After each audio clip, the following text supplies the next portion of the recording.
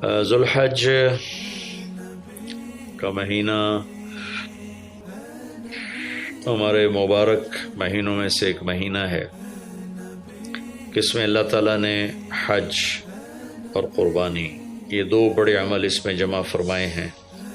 پوری دنیا سے حجاج کرام اس مہینے میں حج بھی کرتے ہیں اور پھر مینا میں آ کر قربانی کرتے ہیں، اور اللہ تبارک و تعالیٰ نے ان ایام کی قسم اٹھائی ہے، والفجر ولیال عشر والشفع والوتر واللیل اذا یسر هل فی ذلک قسم لذی حجر۔ اور کسی دن کی قسم اللہ نے ایسے نہیں اٹھائی، خاص کر اللہ کو عید کے دن کی قسم اٹھائے یا جمعے کی قسم اٹھائے یا لیلۃ القدر کی قسم اٹھائے، انا انزلناہ فی لیلۃ القدر وما ادراک ما لیلۃ القدر، یہ گفتگو فرمائی، خبر دی۔ لیکن والفجر، مجھے قسم ہے فجر کی، اس سے مراد 10 تاریخ کی صبح جو 9 کا دن گزار کے حج کا دن ہوتا ہے، اور وہ گزار کے جب 10 کی صبح یعنی قربانی کی جو صبح ہے، اللہ نے والفجر اس کی قسم اٹھائی۔ پھر ولیال عشر، یکم سے 10 ذوالحج کی جو راتیں ہیں ان کی قسم اٹھائی۔ وہ شفع، یہ 10 کے دن کی قسم اٹھائی۔ والوتر، اور یہ اللہ تعالیٰ نے 9 تاریخ کی قسم اٹھائی۔ واللیل اذا یسر، اور یہ 9 اور 10 کی درمیانی رات کی اللہ تعالیٰ نے قسم اٹھائی۔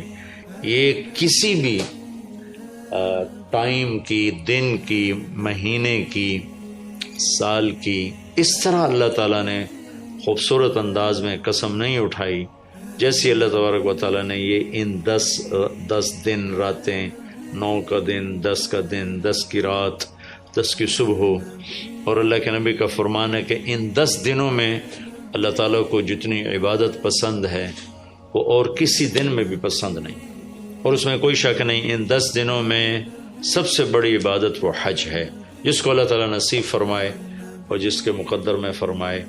حج ان 10 دنوں کی سب سے بڑی عبادت ہے۔ عرفات کی 1 دن کی حاضری وہ 10 لاکھ دن کی حاضری یا 1 لاکھ دن کی عبادت کے برابر ہوتی ہے، اور عرفات کے دن کی حاضری میں اللہ تعالیٰ کا ارشاد ہوتا ہے، میرے بندو آج اتنے گناہ لے کر آؤ، جتنے بارش کے قطرے، جتنے درختوں کے پتے، جتنے ریت کے ذرے، جتنے گردش ایام میں جب سے ٹائم شروع ہوا ہے اس میں بننے والے دن اور رات، اور یہاں کے توبہ کرو، میں سب معاف کروں گا۔ اور عرفات کے دن جتنا شیطان ذلیل ہوتا ہے اتنا کسی دن بھی ذلیل نہیں ہوتا، اور میرے محبوب صلی اللہ علیہ وسلم نے یہ دن حج کا، عرفہ کا، زور اثر کٹھی پڑھ کے پھر سارا دن شام تک کوئی 5-6 گھنٹے مسلسل دعا مانگی، اور آپ نے فرمایا کہ اس وقت میرا اللہ میرے صحابہ پہ فخر فرما رہا ہے، اور قربان جاؤں خطاب کے بیٹے پر، فرمایا، اور عمر بن خطاب پہ اس وقت میرا اللہ خاص طور پہ خوش ہو رہا ہے، اور خاص طور پہ عمر بن خطاب پہ اللہ تعالیٰ فخر فرما رہا ہے۔ تو ان 10 دنوں میں جسے اللہ حج میسر فرما دے تو اس سے بڑی عبادت کوئی نہیں۔ حج میسر نہیں ہے تو پھر ان 10 دنوں میں نومی کا روزہ رکھنا، ان 10 دنوں میں روزے رکھنا، اس میں نوافل کی کثرت، صدقے کی کثرت، پھر قربانی، یہ سارے اعمال ان 10 دنوں میں انتہائی محبوب ہیں۔ جنہیں اللہ سعادت دے دے حج کی، بار بار جائیں، تابعوا بین الحج والعمرہ، حج عمرہ آگے پیچھے کرو، آگے پیچھے کرو۔ ایک بہت بڑا طبقہ ہے جو یہ کہتا ہے کہ ایک دفعہ فرض ہے اس کے بعد کوئی ضروری نہیں۔ میں کب کہتا ہوں کہ ضروری ہے؟ ضروری نہیں ہے، لیکن ضروری کا مطلب فرض نہیں ہے، لیکن اللہ اس کے رسول کو پسند ہے کہ اس کے گھر بار بار آیا جائے، بار بار حاضری دی جائے۔ اللہ کے نبی کو تو آخر عمر میں جا کے موقع ملا، اس کے بعد آپ دنیا سے تشریف لے گئے۔ اگر آپ اس کے بعد زندہ رہتے تو یقیناً آپ ضرور حج کرتے، چونکہ آپ نے جتنے سال مکہ میں گزارے آپ نے ہر سال حج کی، نبوت کے اعلان سے پہلے بھی اور نبوت کے اعلان کے بعد بھی آپ نے مسلسل حج کی، اور 4 عمرے آپ نے فرمائے زندگی میں پر 4 عمر. ایک عمرہ مدینہ سے خاص طور پر تشریف لائے جس کو ہم صلح حدیبیہ کہتے ہیں، وہ ہو نہیں سکا لیکن آپ نے وہیں عمرے کا کام پورا کیا، سر مڑائے، احرام کھولے، پھر اگلے سال آپ اس کی قضاء کے لیے تشریف لائے. پھر ایک عمرہ آپ نے فتح مکہ کے بعد جعرانہ سے احرام باندھ کے تشریف لائے اور عمرہ کیا، اور ایک عمرہ آپ نے اپنے حج کے ساتھ کیا. صدیقی دور میں پہلا سال جنگوں میں گزر گیا، دوسرے سال صدیق اکبر اپنے پورے ساتھیوں کے ساتھ حج پہ تشریف لائے. فاروقی دور میں عمر بن خطاب رضی اللہ تعالیٰ 10 سال حکومت کی، 10 سال حج کیا، ہر سال حج پہ تشریف لائے. عثمان رضی اللہ تعالیٰ عنہ نے اپنی خلافت کے دور میں جب تک امن رہا ہر سال حج کرتے رہے. جب فساد شروع ہوا تو آپ رکے، اس میں شہید ہو گئے. علی رضی اللہ تعالیٰ عنہ کو موقع نہیں ملا، جنگوں میں زندگی گزر گئی اور اسی میں آپ اللہ پاک کی بارگاہ میں پہنچ گئے. تو لیکن باقی 3 ساتھیوں کی خلافت کے دور میں آپ نے بکثرت حج اور عمرے کیے. تو دین کے کسی عمل کو یوں کہہ کر ہلکا نہیں بنانا چاہیے کہ اس کی کیا ضرورت ہے، اتنا پیسہ خرچ کرتے ہیں، اس کی کیا ضرورت ہے، کسی غریب کو دے دیا جائے. یہ اس طرح تقابل نہیں کرنا چاہیے کہ اللہ کے گھر کی حاضری کو اتنا ہلکا نہیں سمجھنا چاہیے.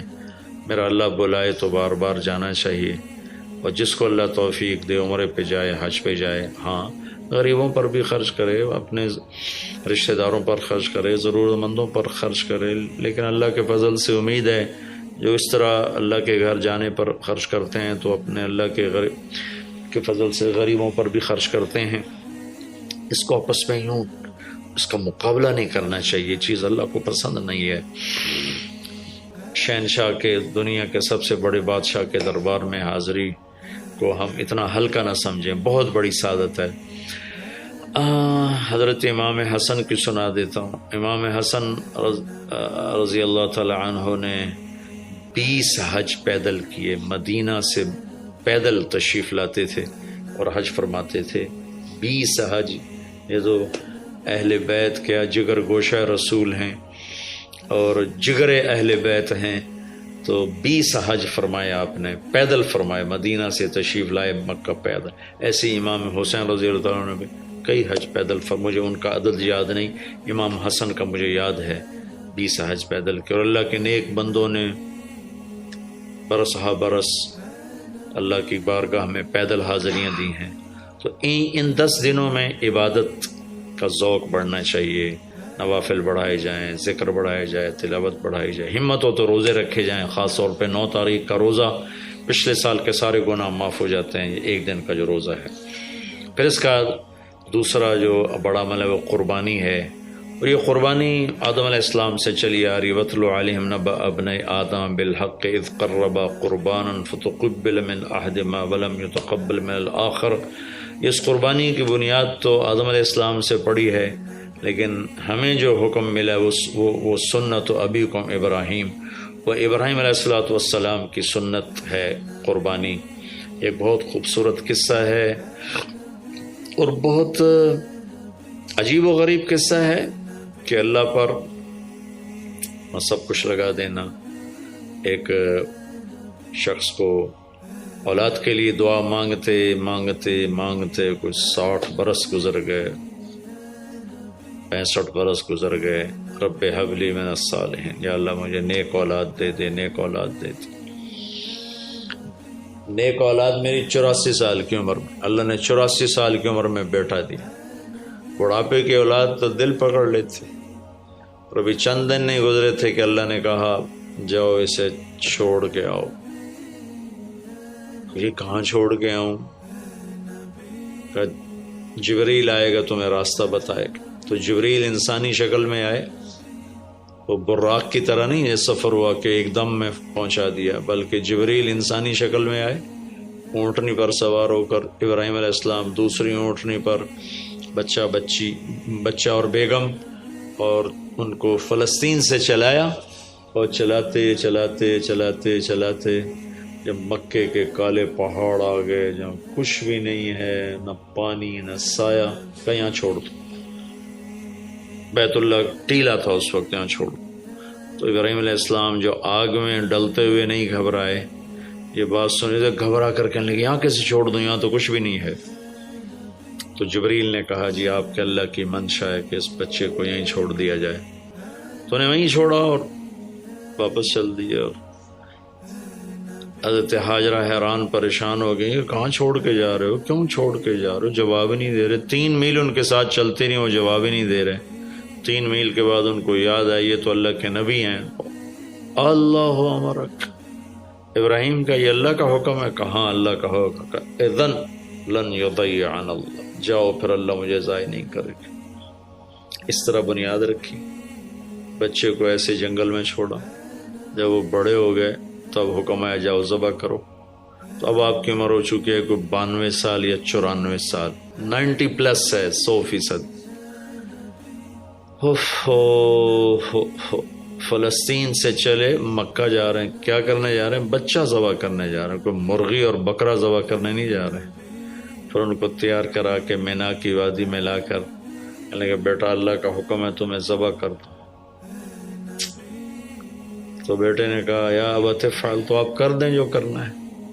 ابراہیم علیہ السلام کہنے لگے تو یہ خبر ابھی ہے میں کیا کہہ رہا ہوں؟ کہ جی مجھے پتہ ہے، آپ کہہ رہے ہیں مجھے ذبح ہونا ہے تو آپ کے بدلے میں مجھے اللہ ملے گا، وہ آپ سے بہتر ہے، اور دنیا کے بدلے میں جنت ملے گی، وہ دنیا سے بہتر ہے۔ پھر معصوم بچے نے کہا ابا میرے ہاتھ باندھنا، تو مجھے الٹا لٹانا، اور پھر فرمایا کہ مجھے اپنا کرتا اتارا اور کہا کہ یہ میری اماں کو دے دینا، میری نشانی رہے گا، اور آپ اپنے کرتے میں مجھے کفن دے کے ادھر دفن کر دینا۔ تو ان کے ہاتھ باندھے، پاؤں باندھے، الٹا لٹایا، اپنا گھٹنا رکھا ان کی کمر پر، ان کے سر کے بال اٹھائے اور تھوڑا سا اوپر کر کے نیچے چھری چلانے کے لیے، ایک ہاتھ میں بال تھے ایک ہاتھ میں چھری تھی، اور یوں آسمان کو دیکھا کہ اللہ تو مجھ سے ناراض ہو گیا ہے کہ اسماعیل کی محبت نے میرے دل میں جگہ پکڑ لی ہے۔ نہیں میرے مالک، میرے دل میں تیرے سوا کچھ نہیں ہے، اگر میرا کوئی امتحان ہے تو پاس کر دے،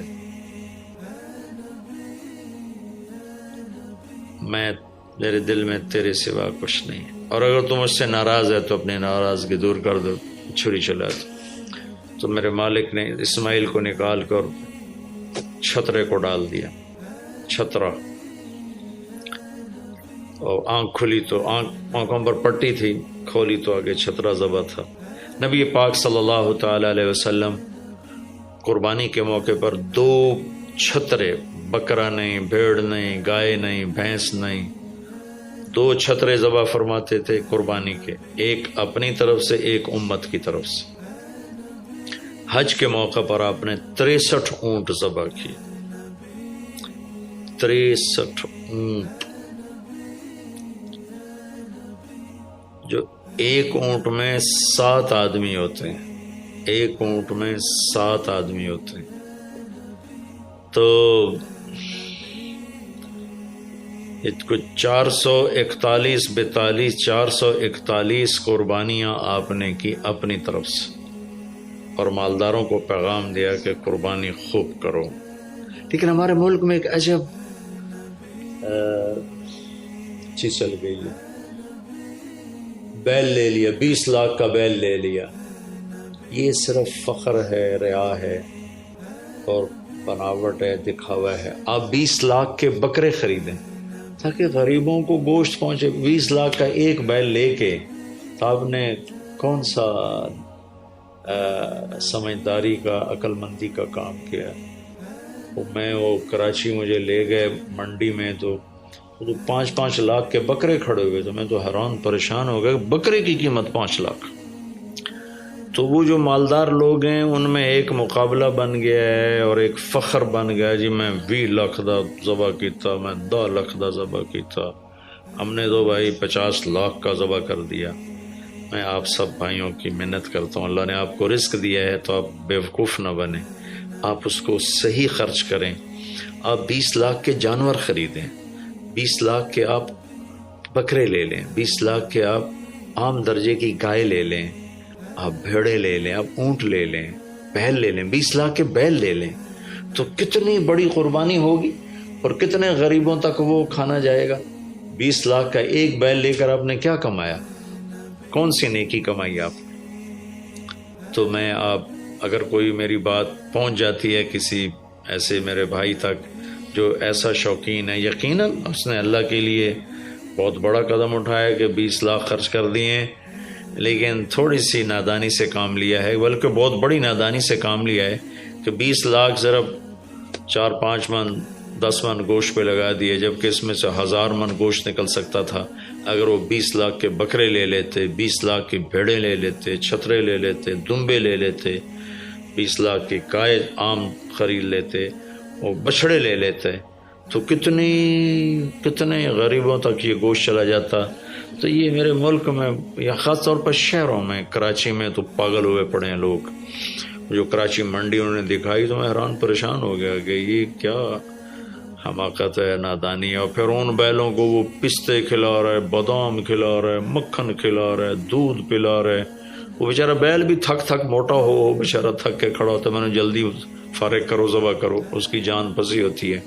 تو میں مالدار بھائیوں سے عرض کرتا ہوں کہ ایسی نادانی کے کام نہ کریں، اس قربانی کو اس طرح کریں کہ غریبوں کے لیے یہ دن اللہ نے رکھا ہے تو اس طرح کریں کہ غریبوں کو نفع پہنچے۔ یہ اس نادانی سے توبہ کریں کہ ایک بیل 10 لاکھ کا لے لیا، ایک بکرا 5 لاکھ کا لے لیا، اس میں کتنا پیسہ آپ نے ایک تھوڑے سے بہت تھوڑا نفع کمایا، بہت زیادہ خرچ کیا، اس کے ساتھ اب بہت بڑا نفع۔ چونکہ قربانی کے جانور جب ذبح ہوتے ہیں تو جتنے اس کے جانور کے جسم پہ بال ہوتے ہیں اتنی نیکیاں لکھی جاتی۔ 20,000 کا بکرا اچھا مل جاتا ہے تو 1 لاکھ میں 5 بکرے آ جاتے ہیں، اور 5 لاکھ میں 25 بکرے آ جاتے ہیں۔ ایک بکرا 5 لاکھ کا لیا، اس کے جسم پہ فرض کرو 1 لاکھ بال ہیں اور آپ نے 25 لیے تو 25 لاکھ آپ کی نیکیاں بڑھ گئیں۔ تو یہ بہت نادان طرز چل رہا ہے۔ میں آپ سب کی منت کرتا ہوں کہ اس طرح پیسہ ضائع نہ فرمائیں، اللہ کی دی ہوئی امانت ہے۔ ایک بیل آپ نے 20 لاکھ کا لے لیا، 20 لاکھ میں تو 100 بکرے آ سکتے، 100 بکروں کے ذریعے سے کتنے لوگوں کی خدمت کی جا سکتی ہے۔ تو اس قربانی کو شوق سے بھی کریں، اور مستحب یہ ہے کہ جس کے پیسے جو قربانی کر رہا خود ذبح کرے یا اس کی جگہ کھڑا ہو، اس جگہ ذبح کرنے والے کے پاس کھڑا ہو۔ قربانی کے گوشت میں سے قربانی کی قیمت نہ دی جائے، قربانی کی اجرت نہ دی جائے، اجرت اس کے علاوہ دی جائے، اور اس کی کھال کا صدقہ کر دیا جائے۔ جہاں آپ مناسب سمجھیں وہاں آپ اس کا صدقہ کر دیں تاکہ وہ بھی اللہ کے راستے میں خرچ ہو جائے، استعمال ہو جائے۔ تو ان 10 دنوں کی اللہ تعالیٰ نے بڑی فضیلت رکھی ہے۔ اللہ تعالیٰ ہمیں ان کی قدردانی کی توفیق نصیب فرمائے۔ السلام علیکم۔